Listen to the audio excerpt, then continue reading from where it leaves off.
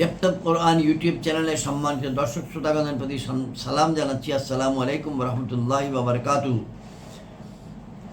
আজকের তারিখটি হলো আগস্টের মাসের 16 তারিখ 2026 খ্রিস্টাব্দ, ভাদ্র মাসের 1 তারিখ 1433 বাংলা সন বা বঙ্গাব্দ, এবং রবিউল আউয়াল মাসের পবিত্র রবিউল আউয়াল মাসের 2 তারিখ 1448 হিজরি। সৌদি আরব, মধ্যপ্রাচ্যের বিভিন্ন জায়গায় আজকে রবিউল আউয়াল মাসের 3 তারিখ, আমাদের দেশে 2 তারিখ, চাঁদ দেখার তারতম্যের কারণে। আজকে আমরা ডেপ্থ অফ কোরআন ইউটিউব চ্যানেলে 246 নম্বর 246 পর্ব উপস্থাপন করছি ইনশাআল্লাহ, এবং এই পর্বে আমরা 21 নম্বর আয়াত থেকে 27 নম্বর আয়াত তেলাওয়াত করব। পবিত্র কোরআনের 33তম সূরা, সূরা আল আহজাব, এবং তার বাংলা অর্থ উপস্থাপন করব এবং প্রয়োজনীয় টিকাগুলি বলবো। সূরা আল আহজাবের আলোচনা শুরু হয়েছে 243তম পর্ব থেকে। তো 43 গিয়েছে, 44 গিয়েছে, 45 গিয়েছে, এখন আমরা 246 আলোচনা শুরু করছি। আমরা যে কিতাবটি থেকে তেলাওয়াত করি, অর্থ উপস্থাপন করি, সেটি হলো আলা হযরত ইমাম মোহাম্মদ আহমদ রেজা খান বেরলভী রহমতুল্লাহি আলাইহি কর্তৃক কৃত তরজমায়ে কোরআন, যেটার নাম কানজুল ঈমান, ও হাকিমুল উম্মত আল্লামা মুফতি আহমদ ইয়ার খান নঈমী রহমতুল্লাহি আলাইহি কর্তৃক কৃত তফসির, যেটার নাম নুরুল ইরফান, এই দুইটির সমন্বয়কৃত বাংলা অনুবাদ, যেটি করেছেন হযরত মাওলানা মোহাম্মদ আব্দুল মান্নান, চট্টগ্রাম নিবাসী। মাঝে মধ্যে ডক্টর মিজানুর রহমান আজহারি মহোদয় কর্তৃক লিখিত বা সংকলিত কিতাব এক নজরে কোরআন থেকেও আমরা কিছু উদ্ধৃতি করি। সূরা আল আহজাবের এই পর্যায়ে আমরা খন্দকের যুদ্ধের আলোচনার শেষাংশে আছি। 4th হিজরিতে মক্কার কুরাইশ মুশরিকগণ এবং মদিনার চতুর্পাশের ইহুদিগণ মিলে বিরাট এক বাহিনী সৃষ্টি করে মদিনা আক্রমণ করেছিল। সেই আক্রমণকে প্রতিহত করার জন্য মদিনার একটি অংশে, মদিনার সীমানার একটি অংশে পরিখা বা ট্রেঞ্চ বা খন্দক খনন করা হয়েছিল। তাই এই যুদ্ধের নাম খন্দকের যুদ্ধ। আবার যেহেতু সম্মিলিত দল, আরবিতে আহজাব বলা হয়, এই সূরার নাম হয়েছে আল আহজাব, কারণ এখানে এই যুদ্ধের কথা আলোচনা করা হয়েছে। আমরা 21 নম্বর আয়াত থেকে 200 এই পর্ব তেলাওয়াত শুরু করবো এবং অর্থ উপস্থাপন করবো 21 থেকে 27। আমরা একটু মূসা আলাইহিস সালাম কর্তৃক করা সেই মোনাজাতটি আমরাও করি। রাব্বি ইশরাহ লি সাদরি ওয়া ইয়াসসির লি আমরি ওয়াহলুল উকদাতাম মিন লিসানি ইয়াফকাহু কাওলি। আমরা দরুদ শরীফ তেলাওয়াত করি। আল্লাহুম্মা সাল্লি আলা মুহাম্মাদিন ওয়া আলা আলি মুহাম্মাদিন কামা সাল্লাইতা আলা ইব্রাহিম ওয়া আলা আলি ইব্রাহিম ইন্নাকা হামিদুম মাজিদ। আল্লাহুম্মা বারিক আলা মুহাম্মাদিন ওয়া আলা আলি মুহাম্মাদিন কামা বারাকতা আলা ইব্রাহিম ওয়া আলা আলি ইব্রাহিম ইন্নাকা হামিদুম মাজিদ। আল্লাহুম্মা সাল্লি আলা সাইয়্যিদিনা মুহাম্মাদিন উসিলাতি ইলাইকা ওয়া আলিহি ওয়া সাল্লিম। আল্লাহুম্মা সাল্লি আলা সাইয়্যিদিনা মুহাম্মাদিন উসিলাতি ইলাইকা ওয়া আলিহি ওয়া সাল্লিম। আল্লাহুম্মা সাল্লি আলা সাইয়্যিদিনা মুহাম্মাদিন উসিলাতি ইলাইকা ওয়া আলিহি ওয়া সাল্লিম।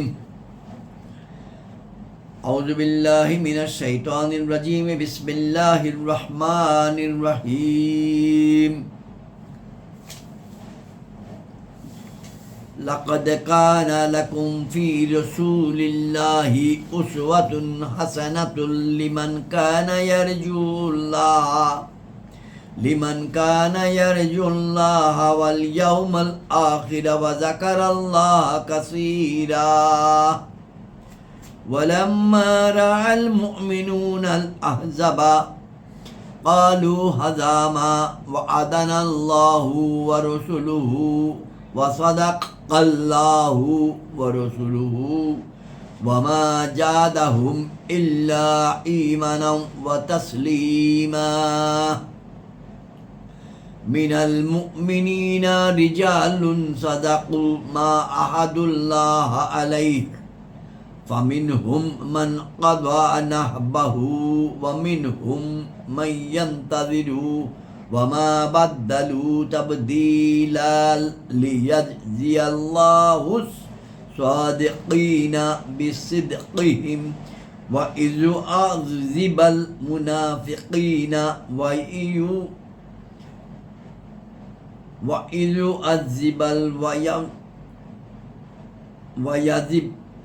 يعذب ويعذب المنافقين إن شاء أو يتوب عليهم إن الله كان غفورا رحيما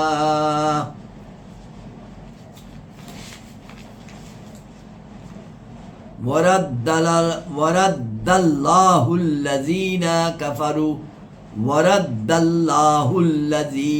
كفروا بغيظهم لم ينالوا خير وكفى الله المؤمنين القتال وكان الله قويا عزيزا وأنزل الذين ظهروهم من أهل الكتاب من صياصيهم وقذف في قلوبهم الرعب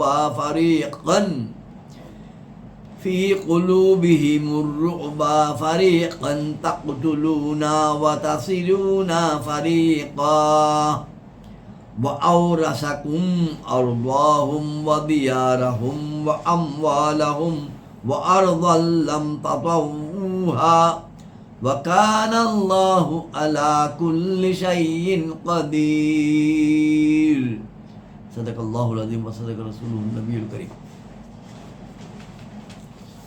আয়াত 21 থেকে আমরা শুরু করছি।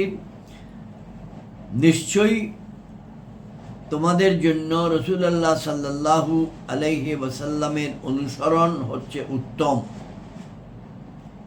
লাকাদ কানা লাকুম ফি রাসূলিল্লাহি উসওয়াতুন হাসানাতুন লিমান কানা ইয়ারজুল্লাহা ওয়াল ইয়াউমাল আখিরা ওয়া যাকারাল্লাহা কাসীরা। নিশ্চয়ই তোমাদের জন্য রাসূলুল্লাহর অনুসরণ উত্তম তারই জন্য যে আল্লাহ শেষ দিবসের আশা রাখে এবং আল্লাহকে খুব স্মরণ করে। এই আয়াতটি অনেক বেশি পরিচিত, বিভিন্ন ওয়াজ মাহফিলে বিভিন্ন বক্তব্যে আমরা এটা প্রায়শ বক্তাগণ, সম্মানিত বক্তাগণ, জ্ঞানী বক্তাগণ এটা কোট করেন যে আল্লাহ রসুল সাল্লাল্লাহু আলাইহি ওয়াসাল্লামের চরিত্রটা হচ্ছে সবচেয়ে উত্তম, এটা অনুসরণের জন্য। আয়াত 22, এবং যখন মুসলমানগণ কাফিরদের বাহিনীকে দেখল তখন বলল, এটা তো তাই যা আমাদেরকে প্রতিশ্রুতি দিয়েছিলেন আল্লাহ তার রসুল, এবং সত্য বলেছেন আল্লাহ তার রসুল, আর এটা দ্বারা কেবল তাদের ঈমান ও আল্লাহর সন্তুষ্টির উপর সন্তুষ্টি থাকাই বৃদ্ধি পেয়েছে। এখানে আমরা 51, 52 এবং 53 তিনটে টিকা একসঙ্গে পড়ে শোনাই। পেজ 1120, টিকা 51। বোঝা গেল হুজুর সাল্লাল্লাহু আলাইহি ওয়াসাল্লামের পবিত্র জীবদ্দশা সমস্ত মানুষের জন্য আদর্শ, যাতে জীবনের কোনো একটি বিভাগ বাকি না থাকে। আবার এই আয়াতের বা এই বক্তব্যের উসওয়াতুল হাসানা, ওনার চরিত্র অনুসরণের জন্য, সকলের জন্য অনুসরণের জন্য উত্তম, এটার অর্থ এমনও হইতে পারে মহান রব হুজুরের পবিত্র জীবদ্দশাকে নিজের কুদরতের নমুনা করেছেন। কারিগর, মেকার নমুনা বা স্যাম্পলের উপর নিজের শিল্পকর্মের দক্ষতা ও ক্ষমতা প্রয়োগ করে। বোঝা গেল যে সফলকাম জীবন হচ্ছে তাই যা রাসূলুল্লাহ সাল্লাল্লাহু আলাইহি ওয়াসাল্লামের পদাঙ্কের অনুসরণে অতিবাহিত হয়। যদি আমাদের জীবন, মরণ, শয়ন ও জাগরণ হুজুরের পদাঙ্কের উপর প্রতিষ্ঠিত হয়ে যায়, তবে সমস্ত কাজই ইবাদতে পরিণত হয়ে যাবে। নমুনা বা স্যাম্পলের মধ্যে 5টি বিষয় বিবেচ্য। 1 নম্বর বিষয়, সেই নমুনা বা স্যাম্পলটি সব দিক থেকে পূর্ণাঙ্গ করে তৈরি করা হয়। 2 নম্বর বিষয়, সেই নমুনা বা স্যাম্পলটিকে বাহ্যিক ধুলাবালি থেকে মুক্ত রাখা হয়। 3 নম্বর বিষয়, সেই নমুনা বা স্যাম্পলটিকে গোপন রাখা হয় না। 4 নম্বর, সেই নমুনা বা স্যাম্পলটির প্রশংসা করলে প্রস্তুতকারক খুশি হন। 5 নম্বর বিষয়, সেই নমুনা বা স্যাম্পল থেকে দোষ বাইর করলে প্রস্তুতকারক নাখোশ হন। নবী সাল্লাল্লাহু আলাইহি ওয়াসাল্লামের মধ্যে 5টি বিষয় বিদ্যমান। টিকা 52, আলিমগণ বলেছেন যে মুমিনের মধ্যে এই 3টা বৈশিষ্ট্যের সমাবেশ ঘটে। 1 নম্বর বৈশিষ্ট্য হুজুরের অনুসরণ, 2 নম্বর বৈশিষ্ট্য আল্লাহর প্রতি আশা রাখা, এবং 3 নম্বর বৈশিষ্ট্য মহান রবের বেশি পরিমাণ জিকির করা। সে দুনিয়া ও আখিরাতে সুখ ও স্বাচ্ছন্দ্যে থাকবে, কেননা তার মুসিবতে ধৈর্য ও আরামের সময় কৃতজ্ঞতা প্রকাশ করার সৌভাগ্য হয়। এবং টিকা 53, সৈয়দনা হযরত ইবনে আব্বাস রাদিয়াল্লাহু তাআলা আনহুমা বলেন যে হুজুর প্রথমেই খবর দিয়েছিলেন মানুষকে, মদিনাবাসীকে, তোমাদের উপর 9 অথবা 10 রাতের মধ্যে কাফেরদের সৈন্য কাফেররা হামলা করবে। যখন মুসলমানরা কাফেরদের এই সৈন্যকে দেখল মদিনার বাইরে সমবেত, তখন তাদের ঈমান আরও বেশি শক্তিশালী হয়ে গেল। হুজুর সাল্লাল্লাহু আলাইহি ওয়াসাল্লামের রিসালাতকে তারা সচক্ষে দেখে নিলেন, তারা সাক্ষী হলেন। আয়াত 23, মুসলমানদের মধ্যে কিছু এমন পুরুষ রয়েছে যারা সত্য প্রমাণিত করেছে যেই অঙ্গীকার তারা আল্লাহর সাথে করেছিল। সুতরাং তাদের মধ্যে কেউ কেউ আপন মান্যত পূরণ করেছে এবং কেউ কেউ অপেক্ষা করছে, আর তারা সামান্যটুকু পরিবর্তিত হয় নাই। এখানে টিকা নম্বর 55 আছে। সেই টিকা নম্বর 55টি হলো, যেমন হযরত উসমান গনি রাদিয়াল্লাহু আনহু, হযরত তালহা রাদিয়াল্লাহু আনহু, হযরত সাঈদ হামজা রাদিয়াল্লাহু আনহু এবং হযরত মাসআব ইবনে উমাইর, এইসব বুজুর্গ মহান রবের সাথে অঙ্গীকার করেছিলেন যে যদি আমাদের জিহাদ করার সুযোগ হয় তবে আমরা দৃঢ় প্রতিষ্ঠিত থাকব, আনকোট। অথবা তারা তাই করেছেন। এ থেকে বোঝা গেল যে সাহাবায়ে কেরামের নেকিগুলো এতই সফল যে সেগুলো কবুল হবার সুসংবাদ খোদ আল্লাহ তাআলাই দিয়েছেন। আয়াত 24, যাতে আল্লাহ সত্যবাদীদেরকে তাদের পুরস্কার দেন এবং মুনাফিকদেরকে শাস্তি দেন যদি চান, অথবা তাদেরকে তাওবার তৌফিক প্রদান করেন। নিশ্চয়ই আল্লাহ ক্ষমাশীল ও দয়ালু। এখানে টিকা 59 এবং 60, টিকা নম্বর 59 এবং 60 হচ্ছে এরকম, দুনিয়ায় যে প্রতিদান তাকে মহান রব দান করেছেন তা আমরা সচক্ষে দেখতে পাচ্ছি। শত শত বছর অতিবাহিত হওয়া সত্ত্বেও দুনিয়া তাকে, অর্থাৎ রাসূলুল্লাহ সাল্লাল্লাহু আলাইহি ওয়াসাল্লামকে সুনামের সাথে স্মরণ করছে। মহাকাল প্রত্যেক কিছুকে ম্লান করে দেয়, কিন্তু রাসূলুল্লাহ সাল্লাল্লাহু আলাইহি ওয়াসাল্লামের সুনাম চর্চাকে নিশ্চিন্ন করতে পারবেও না। এবং টিকা নম্বর 60, এতে ইঙ্গিতে খবর দেওয়া হয়েছে যে কোনো মুনাফিক তাওবার সামর্থ্য পাবে, আর কেউ তার মুনাফিকের উপর শক্ত করে জিদ ধরে থাকলে দুনিয়ায় লাঞ্ছনা অবমাননা পাবে এবং আখিরাতে শাস্তির উপযোগী হবে।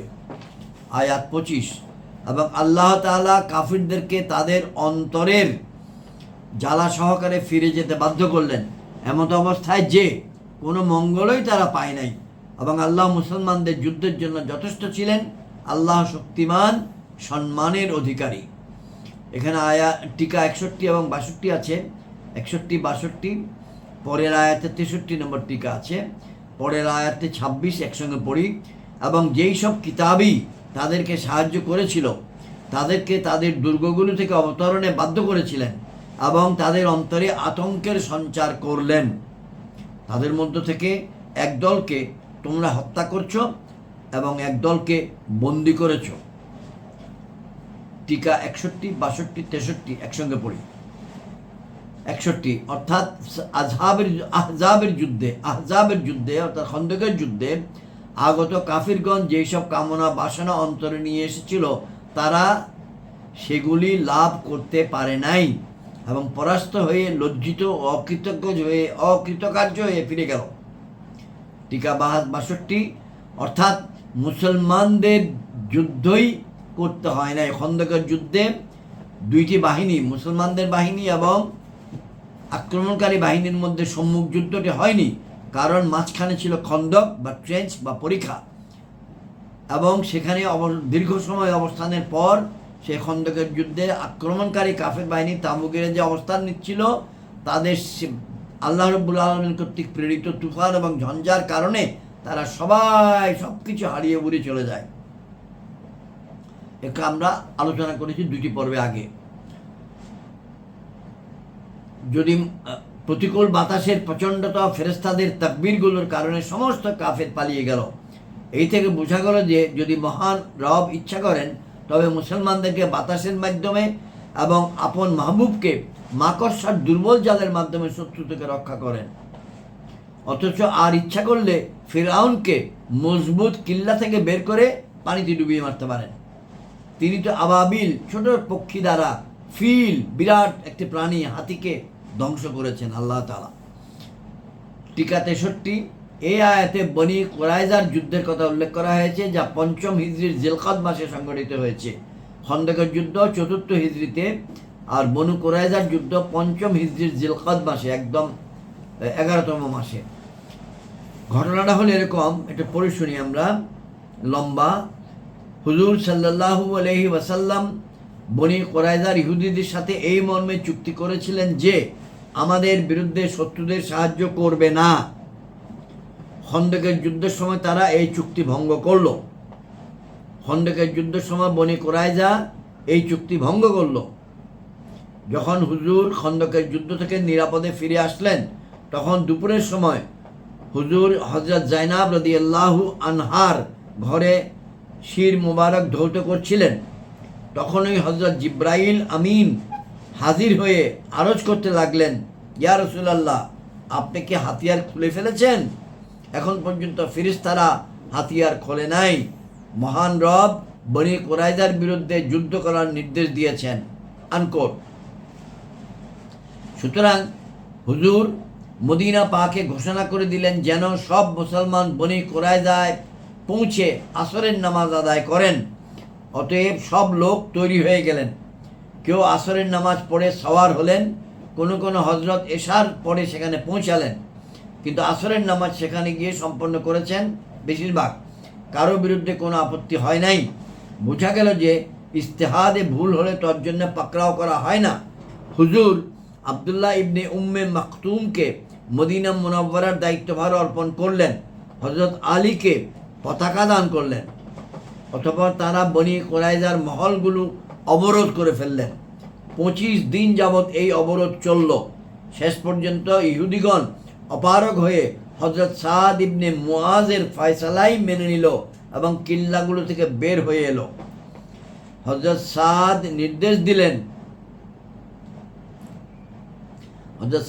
ইবনে মুআজ নির্দেশ দিলেন তাদের নারী ও শিশুদেরকে বন্দী করা হোক আর যুবক লোকদেরকে হত্যা করা হোক। সুতরাং মদিনা মুনাওয়ারায় খন্দক খনন করায় বয়প্রাপ্ত পুরুষদেরকে হত্যা করে তাদের ফেলা হলো, যাদের সংখ্যা ছিল কয়েকশো, আর নারী ও শিশুদেরকে বন্দী করে নেওয়া হলো, যাদের সংখ্যা ছিল কয়েকশো। আর বনি কুরাইজার জায়গা জমি ও মাল দৌলত মুসলমানদের হস্তগত হলো। রায়হানা বিনতে শামুল গ্রেপ্তার হয়ে এলো, যাকে মুক্ত করে হুজুর সাল্লাল্লাহু আলাইহি ওয়াসাল্লামের বরকতময় বিবাহ দিন করা হলো। এই যুদ্ধে 1500টি তলোয়ার, 300টি বর্ম, 2000 বর্ষা, 500 ঢাল এবং অগণিত অর্থকরী গৃহপালিত পশু ও জায়গা জমি মুসলমানদের হাতে এলো ইত্যাদি কথা বর্ণিত আছে 2টি তাফসিরের, রুহুল এবং খাজাইন, রুহুল বায়ান ও খাজাইন। আমরা এখন আয়াত 27-এর অর্থ বলছি। এবং আমি তোমাদেরকে অধিকারী করেছি তাদের ভূমির, তাদের ঘর বাড়ির, তাদের সম্পদের এবং ওই ভূমির যা তোমরা এখনো প্রদানত করো নাই। অর্থাৎ বনি কুরাইজার ভূখণ্ড ব্যতীত আরো বহু জমিন তোমাদেরকে দান করার ইচ্ছা আল্লাহর হয়েছে, যা এই পর্যন্ত তোমাদের পদদলিত হয় নাই। এমন জমিন দ্বারা তো খায়বরের জমিন বোঝানো হয়েছে, যা বনি কুরাইজার পরপরই মুসলমানদের করায়ত্তে এসেছে। আয়াত 27-এর আলোচনা অর্থ উপস্থাপন এর মাধ্যমে আজ 246তম পর্বের আলোচনা শেষ হলো। আসসালামু আলাইকুম ওয়া রাহমাতুল্লাহি ওয়া বারাকাতুহু।